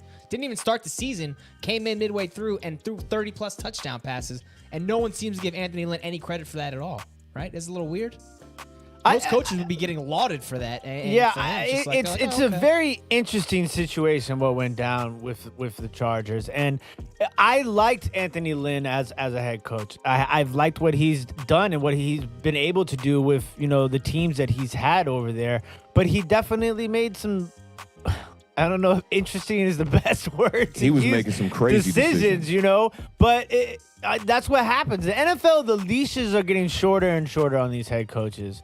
And unfortunately, he's not there anymore. But he did get hired as the Seattle Seahawks offensive coordinator. That's a good look. Already? That's a good look. Okay, Yeah. Fantastic. So that means Pete Carroll knows what he's doing, too. Yeah, it'll be interesting to see who the Chargers hire, given the fact that they have Justin Herbert, And I think that that's why I think I like if they can get the Bills offensive coordinator, seeing what he's been able to do with Josh Allen.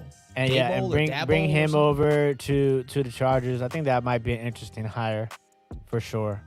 A lot of these jobs, they're appealing, I mean, you're talking about going to L.A., number one, that's sweet. But then also you get a young rookie quarterback who look like that. I mean, that's a job you think a lot of people would want to go for.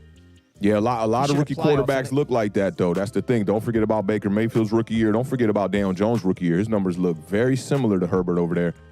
So I think when teams get tape, and I don't know, maybe a new coordinator is not going to be a good thing over there for them, or a new head coach. Maybe that's not going to be a good thing, but we'll see. I think, me and the Beard talked about this a lot. The third year for a quarterback is really the year to judge him. So Herbert going into his second year, we'll see if he can keep, the escalator going up on his career stats-wise, especially. Yep. It is going to be interesting. Oh, this is 100%, Nick. Like, the Giants need a Sean Payton style type coach would be amazing. Andy Reid type style. Sean McVay even. Kyle Shanahan. We need an innovative offensive coordinator and play caller. Somebody who's going to really scheme up. Did you see that 2-point conversion yesterday? Who was it that ran that 2-point conversion? The Ravens? The Rams, the hook and ladder. That was Sean McVay. I want to see plays like that. That hook and ladder was amazing, man. Great play by them. I'm just trying to see just innovation. This offense needs innovation. This whole, you look at Giants tape, You'll see it multiple times in the game. We'll be in like a 3 wide receiver set, and every one of the wide receivers will run a 10-yard comeback. Come on, man. What are we doing here? Oh, also, Sky Booms, you see your boy Van Jefferson step up yesterday in That's what I was looking around for. Cooper Kupp. I was looking for my one-of-one Van Jefferson. It's out of reach a little bit here to my left. But he had the hook and ladder, and he had a touchdown catch. He hit a nice game. Somebody texted me like, your Van Jefferson card is getting more valuable by the minute. And I was like, let me put this game on real quick. See what's going on. Yeah, that's facts. All right, so I got a lot more for this game. Let's get back to it. That's what I was gonna say. Let's get back to it. We went a little into the chat for a second, so we're gonna get back into this game. So look, I mean, I think the Bucs defense is going to be a difference maker in this game too. You know, in the first games, early on in the regular season, they allowed the Saints to put up some good points. I want to say it was 38-24 or something like that. I got another punt for y'all too. This is awesome. I got another punt. We gotta have make this a weekly thing from now on. Secondary for the Bucs has been getting sliced up. Are y'all familiar with the term buck 50? Yes. That's when you take a razor blade across the face. Yeah, this secondary has definitely been getting sliced up, man. Bucs are allowing 249 passing yards per game. That's 21st in the NFL. They're allowing quarterbacks to complete 68% of their passes. That's bottom 5 in the NFL right now. Saints are a lot better. They're only allowing 215 passing yards per game. It's crazy the difference, you know, that just 30 yards per game makes in the NFL, because 215 passing yards per game is 3rd, but 249 passing yards per game is 21st. It's kind of crazy. Yeah, and that's something that'll throw people off when they say that. Like, oh, they're ranked this. Like, well, that's only 12 or 15 yards difference. Not a huge Exactly. deal. So it's not that major of a difference. And even with completion percentage, the Saints are allowing teams to complete 60% of their passes. That's 2nd in the NFL. The Bucs are allowing teams to complete 68. That's 27th. So just 8% drops you 25 slots in the NFL. It's kind of crazy. And the last thing I wanted to get to was that both these teams are allowing the exact same yards per play, and they both have the same number of takeaways. I think whoever is going to be able to get more takeaways in this game is probably going to win this game. Drew Brees is coming into these playoffs as far as a playoff performer, not that hot. In his last 5 playoff games, he's 10 touchdowns, 6 turnovers. Not good. And at the beginning of the year, ESPN had predicted these two teams to meet in the divisional round. And they predicted that the Saints would beat the Bucs both times in the regular season. They predicted that the Bucs would win this third matchup 38-26. I'm going with 38-26. I think that's just the stars are lining up a little bit too crazy there. And my over-under for the first game was right on spot without even looking at it. So I'm going to go 38-26 Bucs, get the W here, and we'll see them in the championship versus Aaron Rodgers and them Packers. 38-26 definitely hits the over. What's the spread? 52. What's the spread? Oh. What's the spread? It's -3 for Saints. the Saints. Saints are at home, yep. Man, I don't know why I asked you that. I could have looked that up way quicker than you gave me the answer. I'm going to take the Buccaneers in this game. I think the Buccaneers win by 3. So with that said, I'll take the Buccaneers +3. 27-24. I mean, top of the program, we had a little break there. I was telling you guys that everyone thinks it's tough to beat a team 3 times. Majority of the time, it does happen, though. The team that's won twice does win the 3rd time as opposed to opposite. I feel good about this Buccaneers team. I think they're playing a lot better. Tom Brady just takes it to another level in the playoffs. He was making some throws last week against Washington. Wasn't the most accurate he's ever been, but he was making the big throws when he needed to. Wasn't taking bad sacks. The weapons would just be too much for the Saints today. Give me the Buccaneers 27-24, which would put me under that over-under, I believe. All right, so I lost my Baltimore Ravens, who were my AFC pick to go to the Super Bowl. I don't even like that you just said that. It makes me feel like the Bucs are going to lose now. So I took Tampa Bay in the beginning of the season to make it to the Super Bowl, so I'm going to stick with it. You know, nothing better than being a Washington fan and knowing that you lost to the, possible Super Bowl winner in your playoff game. So I'm going to... What about them Giants y'all lost to twice early on in the year? Does that mean anything? No. It means don't go for 2 points anymore on the road, Ron Rivera. Yeah, that's facts. I'm going to take the Saints, to cover. I'm going to take this. No, excuse me. I'm all over the place. I'm going to take Tampa Bay to win. 31-30. You So I'm flipped it all taking the way around. You sure you know what you want to do right here? He doesn't know. He's winging Take a it. second. Look, He just need a good "I told you so" in the bag. I told y'all the Bucs was going to the Super Bowl. You know how That's what it is. fans be. Okay. You know how we be. Look, Tampa Bay 31, New Orleans Saints 30. So we're going to hit the over. And obviously, you're taking Tampa Bay plus the 3. That's where I'm at. Hey, 31-30. let me get y'all on this one right here. What y'all think? Beef or chicken burrito? Go chicken. Go chicken. You ain't got no. Come on, man. You trying to add options? No, we not going pork, bro. No pork? I wouldn't go pork if it was an option. Cow tongue burrito? I go. Now, when you say beef, are we talking like beef or are we talking like carne asada? Because if it's like carne asada, I'll take that. But, Like you can never go. carnitas? Yeah, you can never go wrong with chicken, though. So are you going to make a choice there, or are you just going to tell Right. everybody what the options are? They come here for answers to beer. They don't come here for riddles. I Give me an like to, answer. you know what I'm saying? Think out my answers with everybody. So I'm going to go chicken. Yeah, I'd go chicken, too. I was about to say, y'all wilding if Thank y'all you. go with the beef. Authentic was so ready. He was like, We I should got chicken in do the we bag. should He do was a waiting to drop special this. episode of food parlay. Not if it's going to go like that. Well, I don't know if I put more peanut butter or more jelly. Is it strawberry? Is it strawberry? pico? Or, yeah, like, come on, bro. Like, Pico we'll do Gallo? over under on Egos for Authentic. And Oh, yeah, then, the over-under, it's at 8. It's at 8.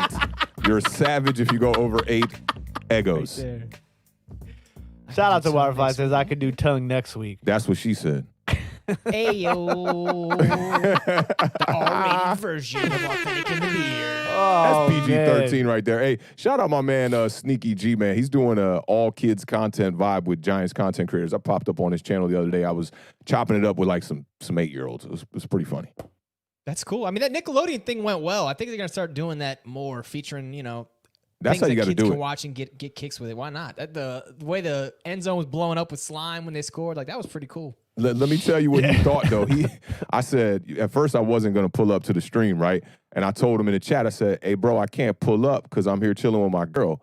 And he's not the greatest reader of Super Chats. He read it as, I can't pull out because I'm here with my girl.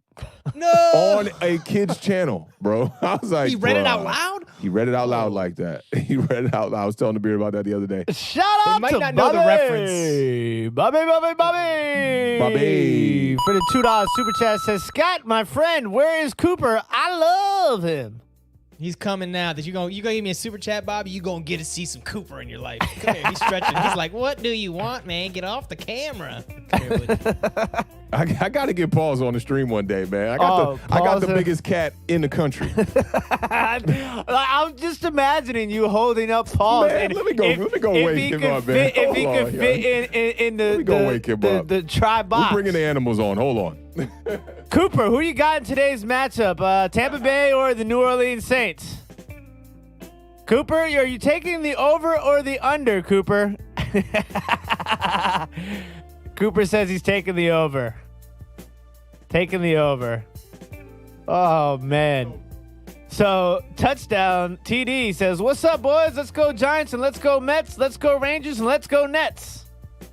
It rhymes. Giants, Mets. Hey, is that Rose? What did you guys do to him? Look at this He guy. is I like so him in his face right here. domesticated. Look at his little face. He is so domesticated now. Look at this guy. Look at this guy. Pause. Look at that body. Like 200 pounds. Look at this guy. Look at that belly. Look at that belly. Man, Paul's eating good over there. Paul's eating really good. Gretzel says, oh, my God, you're really going to grab paws, huh? What's going on, Bluegrass Picker? Blown out. Look, as Bluegrass, soon as what's up, we my get guy? to talking about animals and food, we got 75 people in the chat. Hey, that's how it be. Cats rule the internet. Yes, We're yes, they focusing do. on the wrong stuff I here. always forget this, TD, and I said I said it both. I said TD. I said touchdown, TD. It's just my initials, not touchdown. Although that works too. Hey, Yeah, you gotta. Tutters. If my Tutters. initials were TD, I would play football. Right? Maybe you're not good at football, though. I mean, what do you? What, You can't just what play- was your what are son's talking name you about? were coming up with? That was like a football name. What was it? It Like was Skidwell? until Stonewall? I got older and realized that Stonewall was not a really nice guy. Oh. But it was Stonewall Stewart, just because I thought that that'd be a great linebacker name, like, and number 8, it's Stonewall Stewart, starting at middle linebacker for your Albert Einstein Titans. I mean, he was a great general. He just fought for the wrong side, That's all Yeah, there was to so, that. but, we're in talks of, maybe one of these days putting together a coaching staff and going back to our alma mater. And I know that's going to happen. I know it's going to happen. Bringing back a state championship to Albert Einstein. Albert Einstein High School. Have we ever back- gotten one before? I think it was in Right, 40 we had in the 40s. Never. I think. No, because look, that game that Surge's that team that played in the playoffs, that was their first ever playoff. Nope, that's not true. Are you sure about that? Not true. I dressed for that game too. Nope. As a sophomore, that's not true because the team that was the last playoff team to make the playoffs, they were all at the game. Really? It was like in the 60s or 70s or something that they had a playoff run. I see Bobby asking how old Paws is. I don't know how old he is. They said he was like 1 when we first got him, which was like 2 years ago. But both my cats are rescues, man. We got them in the alley in the back, man. Took them in, Right. got them Humane snipped Society. up. Got Nah, just go to the alleyway. Humane Society up. If you in DC, man, cat snip, they will take care of your cats for sure, man. They held us down, gave them all their shots. One of them got into a fight with a raccoon like the day before I took him in there, man. The other cat, he had a tough life, man, but he's Walter. really from the streets. I'll bring him on next stream. I got is the pictures of man. Walter when I went over there, like after one of his real bad outings, like his nose was all jacked up. He didn't want to look at anybody on the steps. I was like taking pictures of him, and he's fully domesticated. Oh yeah, that was when he had the abscess on his ear, man. He was Yeah, he he was was in going bad shape. through it, man. Yeah, he's an OG for real, man. He made it. Speaking of OG, shout out to OGR Sports for the $9.99 super chat. I will say this is the perfect live to get all my information to these upcoming NFL games. I'll simultaneously shaving my head to make it as smooth as Authentic's voice. Hey, Cheers, I appreciate guys. that, man. OGR with the comment. clean ball. We got appreciate using it. the Bic. Yeah, I already know. Oh, man. So let me ask you guys a quick question really fast. As far as, I'm getting ready to finalize some lineups here for DraftKings. Who do you think has the best statistical day of any player from both games? Like, if you had to pick a player who's going to have the most fantasy points of any player across 2 games, who would it be? Patrick Mahomes. I was gonna say quarterbacks included. Yeah. I'd go Patrick Mahomes as well then, I guess. Now, who do you think is somebody that nobody is talking about? Who's gonna come out of nowhere and have that big game today? Williams, the running back for Kansas City, the one whose first name we're not sure on yet. Darrell Williams, you said? Yes. I doubt it, 'Cause- yo. well, 'cause I I don't don't see know who them he running is. the rock. I would go with Emmanuel Sanders maybe on the Saints. It's an interesting one. I like Let me that. see. You got Browns and Chiefs.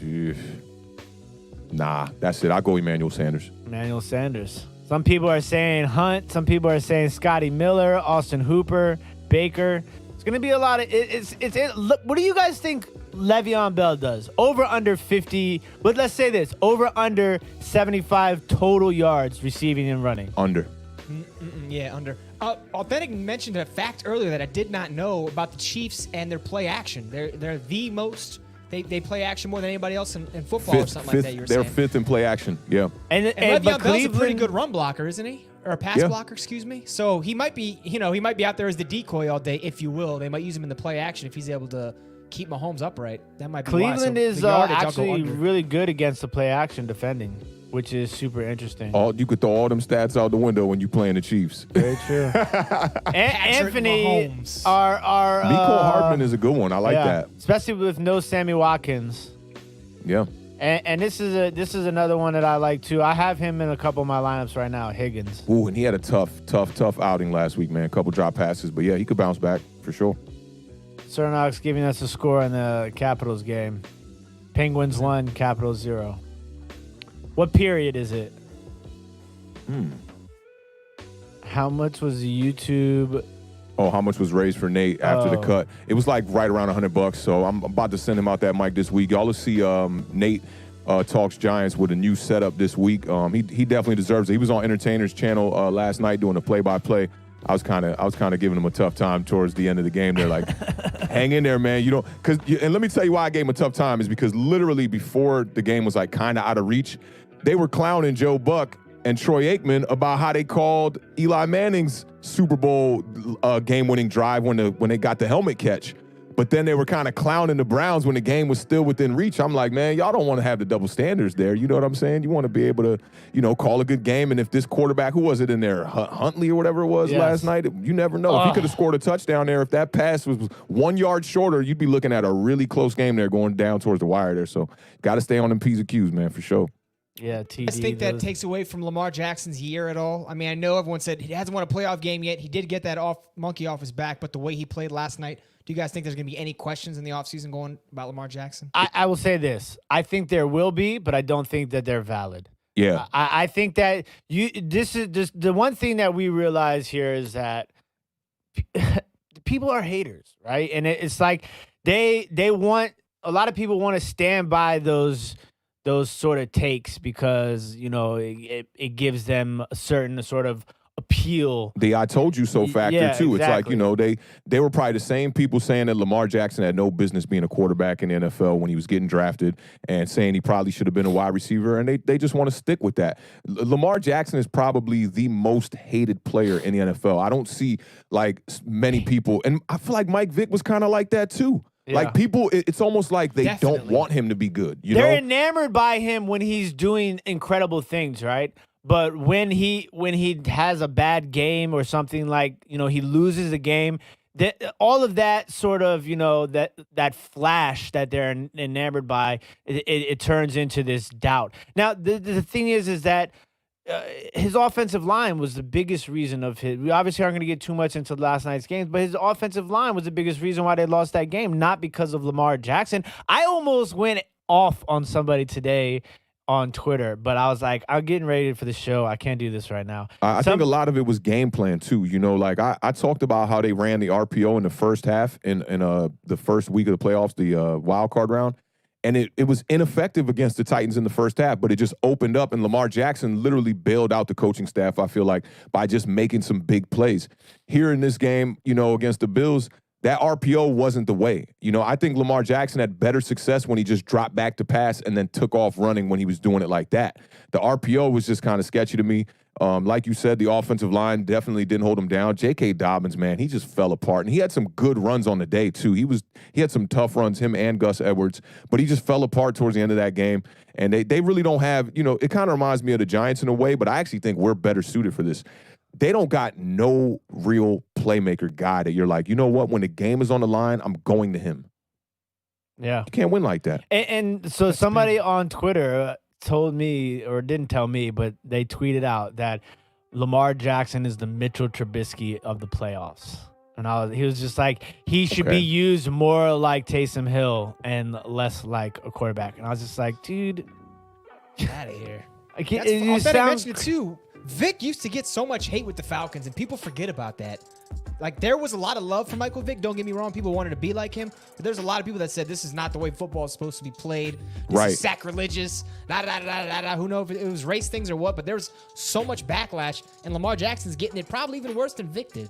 I'm glad you brought up if it could have been possibly race things, because I think it's like those kind of style quarterbacks do come from a certain place. They're not the guys who like have a quarterback coach at age 8 showing them how to drop back like Marinovich and all this. These are guys that literally are playing backyard football and somehow make it to the NFL based upon their talent and their skill set that they learned by just winging it pretty much. And I think that like in the NFL and fans of the NFL, they don't like that style. So that's why a lot of these guys get that hate, I think it happens with coaches in the beginning too, because if you look at the NFL, right? Coaching-wise and scheme-wise, a lot of people are like, yeah, we want our offense to be an innovative style offense. We don't want that traditional offense. But there was a time, like you remember when Chip Kelly came in the league with that offense that he was trying to run? People were looking at Chip Kelly like a bozo. It worked out for that 1 year, and then when it didn't work, they wanted to hit you with the I told you so kind of vibes. Big shout out to OGR Sports for the $19.99 super chat. Says a little late to the party with the fantasy take. The guy that I always see for Cleveland getting those big play action passes down the field is Donovan Peoples-Jones. That's a great play. And I think, the last part of this super chat says everything that you can possibly say about playing Donovan Peoples-Jones in a DraftKings situation. Is serious boomer bust candidate, but probably won't be rostered a lot. So it'll be low ownership. So, and low ownership, low price tag. So if he does well, that's a huge win. But if he doesn't do so well, it's not necessarily a big loss because you didn't spend a lot of money on him. You know what I'm saying? So that's a great point. He's got 14 receptions on the year. That's a lot lower than I thought it was going to be. For 304 yards, he's averaging 21 yards a catch. He's got 2 touchdowns, though. And his touchdown came in. One of those touchdowns came in a huge play, like as far as in the game and winning the game. It was I think it was the game-winning touchdown. Actually, he's got one touchdown against Cincinnati, which they won that a close game, 37-34, and he's got another touchdown week 13 against the Titans in another close game, 41-35. Yeah, so he's going to be an interesting prospect to see down the road, and I mean, Bashir in the building. What's up, fam? I'm surprised he didn't get more burn because the losing Odell Beckham Jr., you kind of went to, Landry has stepped up, obviously, and then, you have Higgins who has played a lot. But I would expect Peoples-Jones to get a little bit more burn there. I mean, they do kind of have a lot of weapons in Baltimore. Not necessarily like kinda. I meant like they got a rack of weapons. The receiving core. Yeah, they got a rack, especially when Odell Beckham is healthy. They got a rack of weapons. I mean, Higgins is a great body type wide receiver, physical. Peoples-Jones is kind of like the fourth guy over there, and then their tight end situation is amazing. Yeah, and then just having the tight end situation, Hooper probably didn't necessarily live up to his contract. Yeah. With the... But I think that has a lot to do with Baker Mayfield. I think now, the verdict is out on Baker Mayfield. He can throw the ball, but he's not the kind of guy that's going to make your wide receivers look really good. You saw them try to come out and pass the ball a lot and early on in the season, and it just didn't work out. And I think a lot of it has to do with Baker Mayfield. I mean, that offensive line is rated number 1. You should be slicing them up. You should be looking like Aaron Rodgers back there, And I saw somebody say we got to give credit to the Buffalo Bills defense, and I just wanted to bring it up again, man. I talked about on our preview show on Thursday about how the Buffalo Bills came out this year and kind of switched up their defensive scheme. 90% of the time, they were running a nickel package with slot cornerback number 24, Teron Johnson, as an outside linebacker. And I said, it's still in my notes here. It says, I'm telling you in the notes, keep your eyes on number 24 for the Bills throughout this game. And Lamar Jackson took his eyes off him for a second, and they gave him a scheme that looked like man at the snap, and he dropped back into his zone and had an easy interception, pick 6, 101-yard return, man, for a touchdown. Really the difference in that game, and also that J.K. Dobbins missed block because that was the play before that. I want to say that J.K. Dobbins missed the block, and Lamar Jackson had a wide-open touchdown. All you had to do was make that block, and that game would have been a tie game right there. Yeah, it was tough to watch because he had performed, he had been a big part of their recent success over the end of that season. So to see him kind of struggle a little bit in that game was, it hurts, but it's a good learning point. You got to remember that Baltimore is still a fairly young team in a lot of, positions on the field. So this is a learning process, and they took that next step of finally winning a playoff game. So we're gonna obviously jump into that Ravens and Buffalo game. This Ravens team is they're experienced. You talking about 3 straight years in the playoffs. It's time for them to get over that hump and see their way into AFC Championship games more often than not. Yeah. And I do think it is a bit of a letdown for Lamar Jackson in this game because you snuck out with the victory against the Tennessee Titans. They should have came into this game with a better game plan. But let's not forget the win situation in this game cost them 2 field goals early on. That could have made this game a lot closer. But I do think that they got to find a way to build around Lamar Jackson. That having a guy like Willie Snead at wide receiver 2, that's not going to work. Hollywood is not even a wide receiver number 1. If anything, he's a third kind of threat, maybe what the Giants are trying to do with a Darius Slayton. something like that. But they got to bring in a real number one wide receiver for that kid, because imagine if you had a guy, and it doesn't even got to be a guy like a Stephon Diggs. Just imagine if they had a guy with burners, a guy like Ted Ginn that could just take safeties out of the play. Now Lamar Jackson is going to create even more space with his running, and you won't have to just rely on him running RPO the whole game. Their offense is predicated around RPO. I don't like that. I don't care who's at quarterback. I don't care if you got Chris Johnson at quarterback. I don't like RPO being ran as the main foundation of your playbook. They got to find a way to be able to drop back and pass and rely more on a physical running game. I thought they got away from that early on when the game was, still, in reach with them to get a victory, only down by 7 for most of this game. Really was 3-0 for most of the first half. You got to rely on that tough running game. And when they try to power run it, it's very obvious. Like, they're stacking everybody up because they know that defenses are going to stack people in the box. So to beat that, you need to have wide receiver weapons on the outside. When you look at the Browns game versus Steelers last week, it's a perfect example of it. The Steelers literally stacked the box up with 8 and 9 players sometimes and just dared Baker Mayfield to throw the ball. But the Browns have the weapons on the outside to be able to do that. Wide receivers who can beat guys in one-on-one matchups so that you don't have to rely on just stacking everybody in the box when you want to run it. You can run 2 and 3 wide receiver sets and see success. So with the Ravens, they got to address that wide receiver position. Ingraven was talking about this with me when I was on his stream. He was like, Hollywood Brown never even gets tackled. He always goes down. You can't have a guy like that at wide receiver. You need a guy that's going to be physical, that's going to be able to drive defensive backs farther back into the secondary and be able to create space for everybody else on the field, man. Shout out to the entertainer. Just walk in the building. My man, what's up, fam? How you living? What's going on, entertainer? Thank you for joining us as always. Stand up as my man. Hey, Tainer, I got to get that stand up on my sound effects board here, bro. I got the joint for Bad Dog here. I got a little Bad Dog vibes here. We need a little stand up. You know what I'm saying? Oh man. Scotty said he's having internet troubles here. He got knocked out. I think we pretty much close to the end here, man. We got this game at 3:20 you said? I think it's at 3:05 is 3:05? kickoff. 3:05 is the kickoff for the first game. I'm excited. This is going to be very interesting. Well, I'll answer another question before we go. TD says, Beard, man, do you think your guy Taylor Heineke could start next year? Who's the quarterback for your Washington football team? This is going to be a question that's going to have to be addressed all season, so I'm going to get used to it now. Could he start next year? Yeah, it's the Washington football team. Anything is possible, but do I think that he earned himself a shot at the competition for sure. They're going to have to work out a contract. Obviously, I don't think they're going to offer him too much. Being a Washington fan, it is hard for me. I have to turn off other Washington fans for an extended period of time because in these groups and chats and forums and everything, like, people are like, it's been 5 quarters, guys. It's been 5 quarters. So, you can't go too crazy on the Taylor Heineke talk. Who's the quarterback for your Washington football team? I don't think we know that right now. I think. Let me ask you this while you get to that, right? Let me ask you this. Who's the last quarterback for y'all that showed the same or greater spark than Taylor Heineke?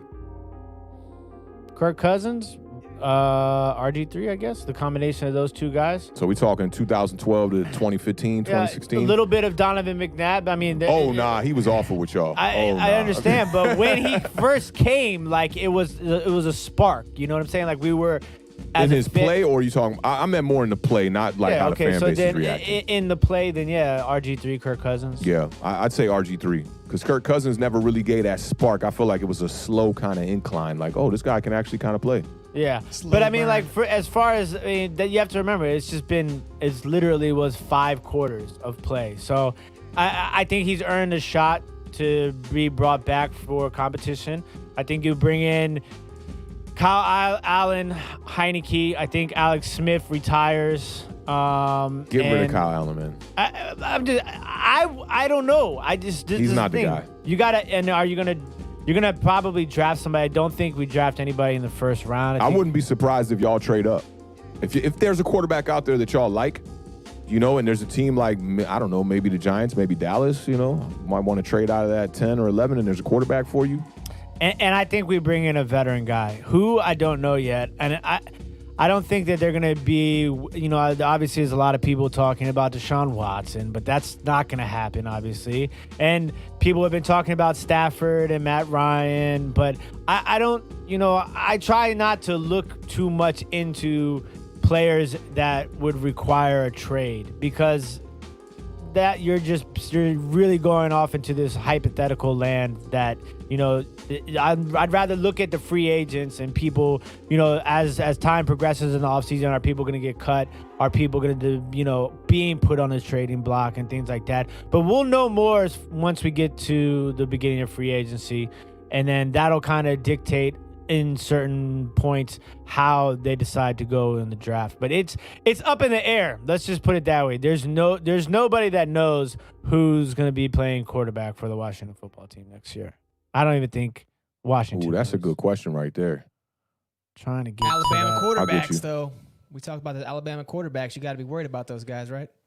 Shout out to Lax044 for the $4.99 super chat. Beard, would you be opposed to Washington football team taking Mac Jones at 19? Right now, at this moment, if I had to answer that question, I would say yes. I'd be opposed to taking Mac Jones at 19. To me, Mac Jones is he's Greg McElroy. He's A.J. McCarron.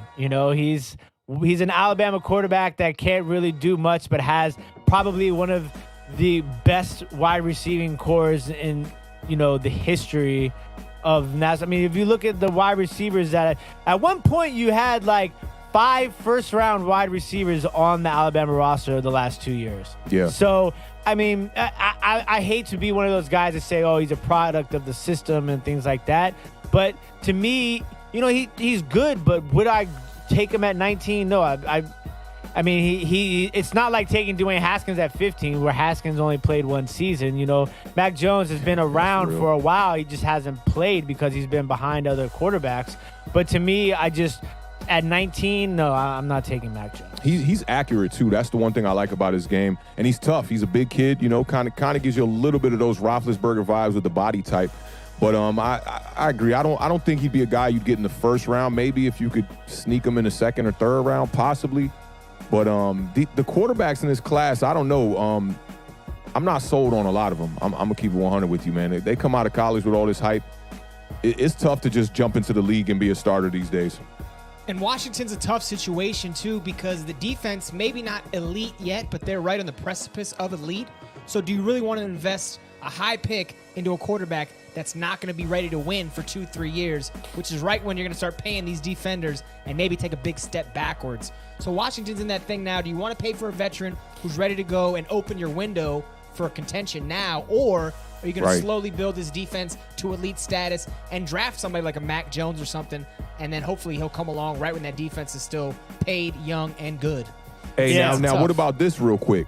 Like, what if with the situation that happened with Doug Peterson and Carson Wentz, would y'all trade for Jalen Hurts? Would you trade maybe your first or your second for Jalen Hurts? I don't think you'd have to trade your first. I know I can tell you that much. But Why not? I mean, You think Philly would he's 1 take year. less? He's 1 year from being a second-round draft pick. But he balled out. But yeah, I mean, I think the price tag would be a first on him because Philly, they don't know what they got in Wentz right now. Jalen Hurts came in. He wasn't killing it, but he added a spark to the team. Yeah, I think and Philly I'm would a big go Hurts less guy. than that. I want to go to a point that you said, the Beard. What did Josh Rosen get traded for? He got traded for some goods. No, Did he? it wasn't. No, I thought it was some goods. No, he I thought didn't. it was overvalued. I remember when we looked it up, I thought it was I overvalued. think it was like a second, a fourth, and a fifth or something and like he that. was absolute garbage his first year, bro. Yeah, 3 picks, that's way more than I would have ever thought, especially when you draft Kyler Murray, because that immediately takes any value off your backup. Like, you can't ask teams for a first rounder. They're like, well, you're not going to play him anyway, so why don't you just give him to us for nothing? Kind of. Yeah, he was traded to the Dolphins for a second rounder. So if that's my point. So if Josh Rosen could get traded for a second, you don't think that Jalen Hurts could get traded for a first, maybe? A late first at that. This ain't like a top 10 pick. Yeah, I mean, I'm not saying that he couldn't, but I wouldn't imagine his price tag being a first-round draft pick. Second-round pick, for sure.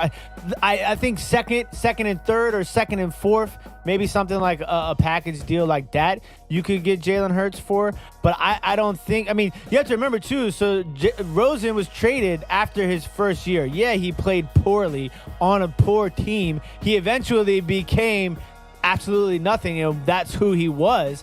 But at the point in time, you're basically trading – a top 5 pick for a second-round pick, 1 year removed from being a pick. Yeah. So, I mean... And was Hurts a second-rounder, or was he a Hurts first? was a second-rounder. He was a second-rounder, early second-rounder. So and he also looked 10 times better than Josh Rosen's ever looked in his professional I know. Yeah, that's for sure. I don't know. I think you would be able to get away without having to give up a first-round pick for him.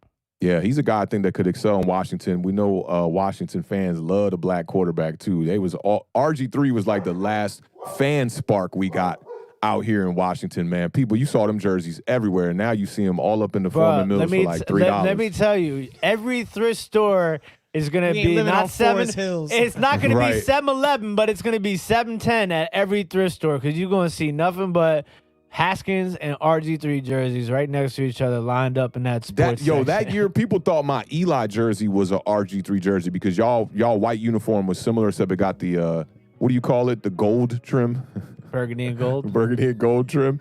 I'm like, nah, y'all know what this is, man. Come on, let's get it right. This is the 2-time Super Bowl winner right here, Eli Manning. But yeah, how disrespectful is that? That's I know, man. But them jerseys do look similar. And there's another team that got jerseys that look kind of similar to us too. The 49ers.